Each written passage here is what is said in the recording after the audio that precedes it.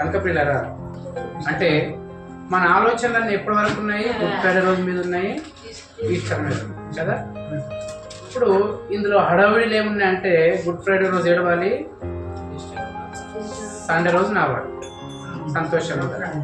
Good Friday రోజు ఏం తినొద్దు, ఆదివారం మాత్రము అన్ని తెచ్చుకొని తినాలి. ఆదివారం కోసం ఆలోచిస్తున్నారు, శుక్రవారం కోసం ఆలోచిస్తున్నారు అందరు. మరి శుక్రవారం కోసం ఆలోచిస్తున్నారు, ఆదివారం కోసం ఆలోచిస్తున్నారు. మనం వీటి కోసం ఆలోచిస్తే దేవుడు మన కోసం ఆలోచిస్తున్నాడు. అర్థమవుతుందా? మనమేమో ఆ రోజు ఏం చేయాలి, ఏం తెచ్చుకోవాలి, ఎలా ఉండాలని మనం ఆలోచిస్తుంటే, ఇప్పుడు నువ్వేలా ఉన్నావని దేవుడు ఆలోచిస్తున్నావు అని. ఇప్పుడు నీ మనసు ఎలా ఉంది, నీ ఆలోచన ఎలా ఉంది, నీ హృదయం ఎలా ఉంది, అది ఎలా ఉందో నీకు అర్థమైనప్పుడు దాన్ని సరి చేసుకో అని దేవుడు ఆ విధంగా మన పట్ల ఆలోచిస్తున్నాడు. కానీ మనం మాత్రం దేని గురించి ఆలోచిస్తున్నాము? అక్కడనే ఆలోచిస్తున్నాం. కనుక ప్రియులారా, దేవుడు ఎప్పుడు మన మంచిని కోరుకుంటాడో, మనం మాత్రం ఎప్పుడు మన చెడునే కోరుకుంటాం. ఒక మాట చెప్పమంటారా, మనల్ని మనమే చెడగొట్టుకుంటున్నాం, ఎవరో చెడగొట్టడం లేదు మనల్ని.